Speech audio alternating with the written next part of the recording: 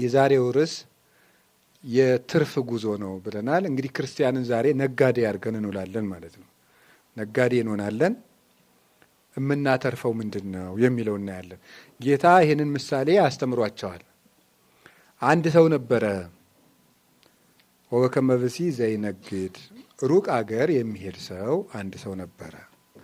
ያ ሰው ወጸዋ አግብርቲሁ፣ ባሮቹን አገልጋዮቹን ጠራና ወውሃቦሙ ንዋዮ ይትገበሩ ቦቱ፣ ወጥተው ወርደው ሊያተርፉበት ገንዘቡን ሰጣቸው ይላል። ሩቅ አገር የሚሄድ ሰው አገልጋዮቹን ጠርቶ ገንዘቡን አትርፉበት ብሎ ሰጣቸው። ቦ ዘወሃቦ 5 መክሊተ፣ 5 መክሊት የሰጠው ሰው አለ። 5 መክሊት ለሰጠው ሰው 5 መክሊት አለው በቂ። ወቦ ዘወሃቦ ክልኤተ መክሊተ፣ 2 መክሊት የሰጠው ሰው አለ። 2 መክሊት ለሰጠው ሰው ደግሞ በቂ 2 መክሊት አለው ማለት ነው። ወቦ ዘወሃቦ አሐደ መክሊተ፣ 1 መክሊት የሰጠውም ደግሞ አለ። ወወሃቦሙ ለኩሎሙ በአምጣነ ይክሉ ነሲአ፣ ለሁሉም ለእያንዳንዳቸው እንደ መጠናቸው እንዳቅማቸው ገንዘቡን ሰጥቷቸው ሄደ። ወሆረ ዝኩ ዘሐምሰ መካለየ ነሳ፣ 5 መክሊት የወሰደው ሰው ወስዶ ነገደበት። ወረበሃ ካልአነ 5 መካለየ፣ ሌሎችን 5 መክሊቶችን አተረፈ። 2 መክሊት የወሰደውም እንደዚሁ 2 መክሊት አተረፈ። 1 መክሊት የወሰደው ደግሞ ምን አደረገ? ሄደና መሬቱን ቆፍሮ ጥልቅ አድርጎ ቆፍሮ ይሄንን ነገር ብነግድበት ሌባ ቢቀማኝ፣ ወንበዴ ቢዘርፈኝ፣ ሰዎች ቢወስዱብኝ ከጌታዬ ጋር እጣላለሁ ብሎ መሬቱን ቆፍሮ መክሊቱን ቀበረው። ከብዙ ወራት በኋላ ወምድረ ጉንዱ መዋይል ለነዚህ መጻ እግዚኦሙ ለሉ አግብርት ወሀዘ ይታሰቦሙ፣ የእነዚህ ሰዎች ጌታ ከብዙ ዘመን በኋላ መጣና ይተሳሰባቸው ጀመር።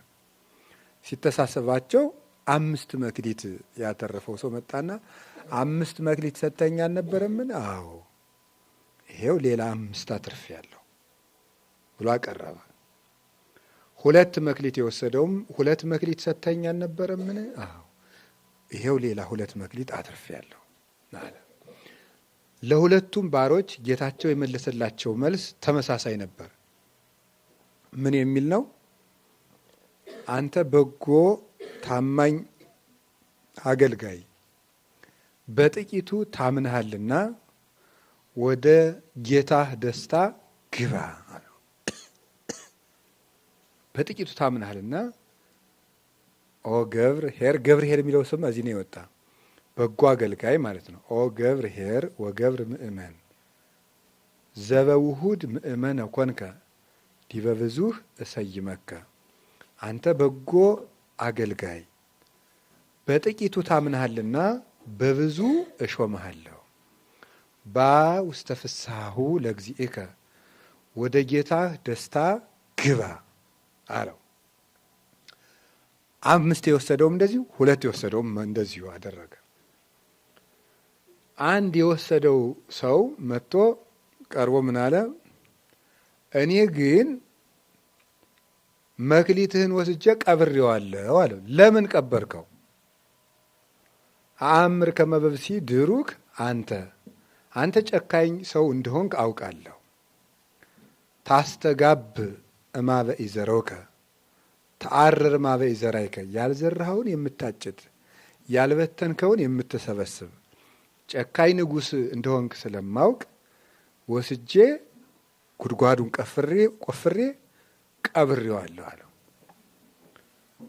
ኦ ገብረ ሀካይ፣ አንተ ክፉ ባሪያ፣ ተአምረኒኑ ከመ ብእሲ ድሩክ አነ፣ እኔ ጨካኝ ንጉሥ መሆኔን ታውቃለህ? ካወክ ታዲያ ለምንት እያግባይ ከወርቄ ውስተ ማይዴ፣ ለምንድን ነው ወርቄን ወደ ሳጥኑ ያልመለስክልኝ? ዋነ ማስተገበርክዎ፣ እኔም ወጥተው ወርደው ለሚሰሩ ሰዎች ሰጥቼ ባሰራሁት ነበር። የሚመልሰው አጣ። ለባሮቹ ለአገልጋዮቹ ማለት ነው ምን አላቸው? በሉ የዚህን ሰው 1 መክሊት ወስዳችሁ 10 መክሊት ላለው ሰው ጨምሩለት። እስመ ለዘቦ ይሁብዎ ላለው ይጨመረዋል፣ ወለዘሰ አልቦ እመኒቦ ይሃይድዎ የሌለውን ሰው ግን ያን ያለችውን አንዲቱን ይወስዱበታል። ይህንን ባሪያ እጁን እግሩን አስራችሁ ደይዎ ውስተ ጸናፌ ጽልበት ሀባሎ ብካይ ውሃ ቀየስነን ጥርስ ስቅስቃትና ማፋጨት ልቅሶ ጽኑ ልቅሶ ካለበት ወደ ጽኑ ጨለማ እጁን እግሩን አስራችሁ ጣሉት አለው። አሰሩት ይላል። ስለ ቃሉ እግዚአብሔር ይመስገን። እኛን ከዚህ ክፉ ነገር ያድነን።